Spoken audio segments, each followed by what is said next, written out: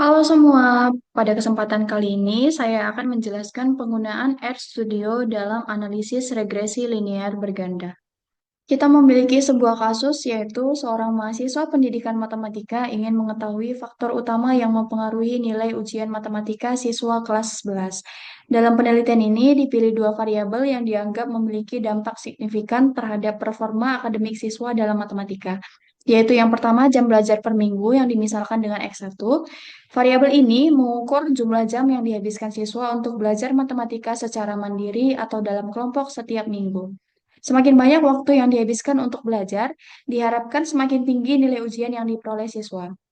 Variabel yang kedua itu skor gaya mengajar guru yang dimisalkan dengan X2, di mana variabel ini diukur berdasarkan penilaian siswa terhadap gaya mengajar guru matematika dengan skala 1 hingga 10. Skor yang lebih tinggi menunjukkan bahwa siswa merasa gaya mengajar guru lebih efektif, menarik, dan mudah dipahami. Gaya mengajar guru yang baik diduga memiliki dampak positif pada pemahaman materi dan nilai ujian siswa. Penelitian ini dilakukan pada 30 siswa kelas 11 di suatu sekolah dengan tujuan untuk mengetahui seberapa besar pengaruh jam belajar dan gaya mengajar guru terhadap hasil nilai ujian matematika siswa. Untuk menganalisisnya, pertama kita buka aplikasi RStudio terlebih dahulu. Untuk menyimpan hasil kerja kita, kita klik tanda tambah di pojok kiri atas, klik a new project. Ini klik.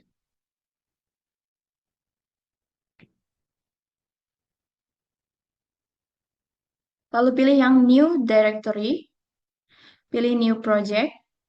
Nah, pada directory name ini, kita tuliskan nama folder untuk kita menyimpan hasil kerja kita. Di sini saya simpan sebagai regresi linear berganda satu.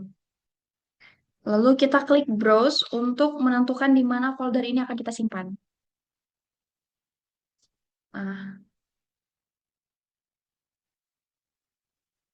lalu klik open, lalu klik create project. Nah, di sini dapat kita lihat bahwa hasil kerja kita akan tersimpan dalam folder regresi linear berganda satu. Selanjutnya, kita masukkan data yang akan kita olah menggunakan RStudio ini.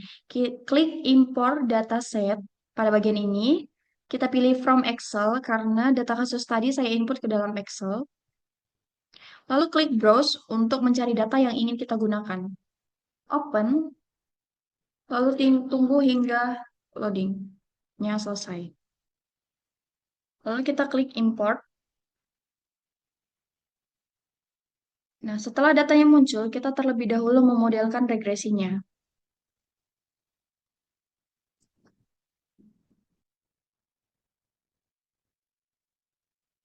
Untuk menampilkan model regresi dari data ini, kita menggunakan sintaks LM dengan data frame regresi.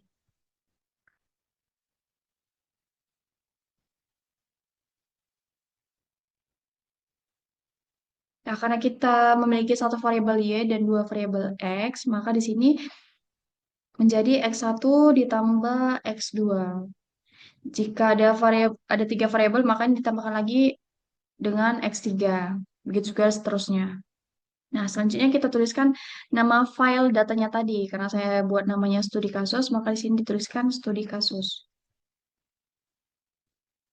Lalu kita run. Selanjutnya kita panggil lagi data frame-nya, yaitu regresi. Lalu kita run. Nah, di sini kita dapat lihat model regresinya, yaitu variabel Y dipengaruhi oleh nilai konstanta sebesar 36,475, X1 sebesar 5,406, dan X2-nya sebesar 1,377. Dalam analisis regresi linear berganda, terdapat 4 uji asumsi klasik yang harus kita penuhi. Yang pertama, uji normalitas. Yang kedua, uji multikolinearitas. Yang ketiga, uji autokorelasi. Yang keempat, uji heteroskedastisitas. Pertama, kita akan melakukan uji normalitas.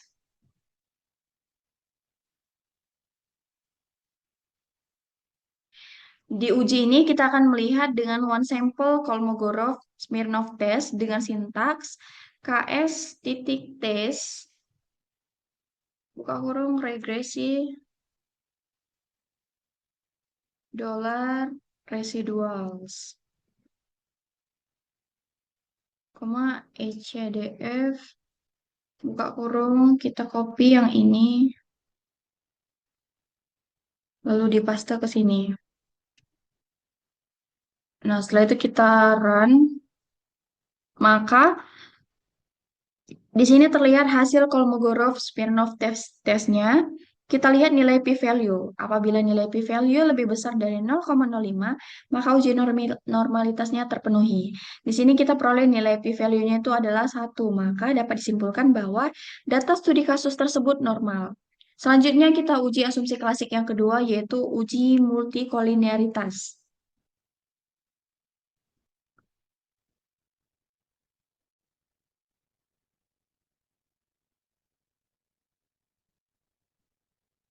Sebelumnya, kita harus menginstal package terlebih dahulu. Kita pilih Tools, lalu klik Install Package. Nah, pada kolom ini kita ketik package yang akan kita install. Di sini kita akan menginstal OLSRR, lalu kita klik Install. Nah, kita tunggu hingga package-nya selesai diinstal.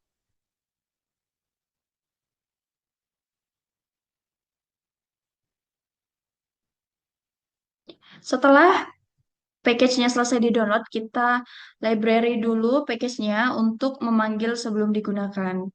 Nah, kita ketikkan sintaks library, buka kurung, OLSRR. Lalu kita run.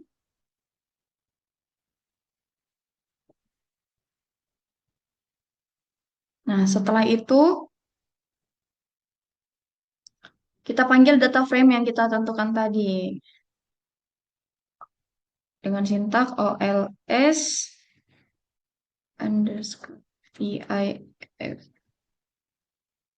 underscore TOL regresi. Lalu kita run. Apabila nilai toleransinya lebih besar dari 0,01 dan nilai VIF-nya lebih kecil dari 10, maka tidak ada multikolinaritas pada data studi kasus ini. Maka kita uji asumsi klasik yang berikutnya, yaitu uji autokolerasi.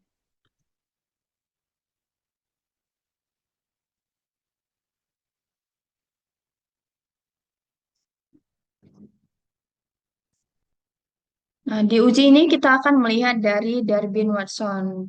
Sebelumnya kita harus menginstal package terlebih dahulu. Klik Tools, lalu Install Package. Nah, di kolomnya kita ketikkan lmtest, lalu klik Install.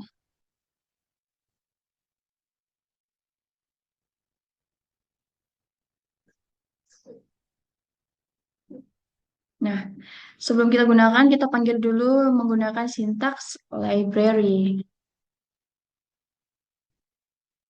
Library lmtest, lalu kita run. Nah, setelah itu kita gunakan sintaks dwts, buka kurung, regresi. Lalu kita run.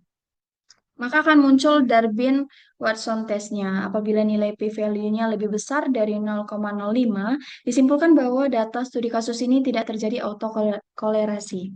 Selanjutnya kita lanjutkan ke uji asumsi klasik yang terakhir, yaitu uji heterokedastisitas.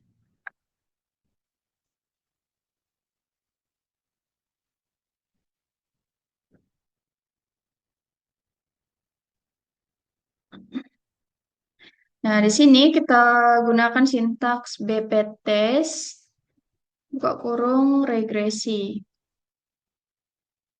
Lalu kita run. Nah, apabila p-value-nya lebih besar dari 0,05, maka disimpulkan bahwa tidak terjadi heteroskedastisitas. Nah, untuk studi kasus ini, maka kita simpulkan bahwa uji asumsi klasiknya telah terpenuhi, maka analisis ini dapat kita lanjutkan dengan memodelkan regresi linearnya. Kita gunakan sintaks